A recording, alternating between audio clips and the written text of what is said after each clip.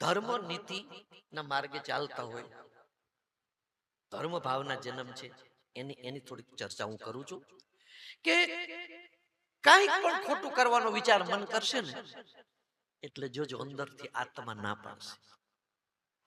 ના તો બધાને પાડે, કારણ કે આત્મા બધામાં છે, પણ પેલો માને નહીં ને, અંદરથી આત્મા ના પડે પણ મન સાથે જોડાયેલો છે, મનનું જ માને ને, એટલે ખોટું કરશે.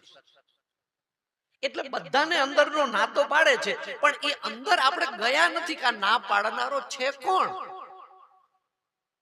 જો એમાં આપણે જતા રહીએ, એમાં ડૂબકી લગાવી, રોજ એમાં એકાગ્ર થઈ ગઈએ, તો ધીમે ધીમે ધીમે ધીમે છે ને મન મન શૂન્ય બની જાય, મન રહે જ નહીં, છે જ નહીં.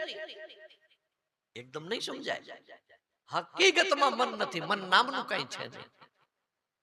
આપણે ઊભું કર્યું છે મન, ભૂત છે.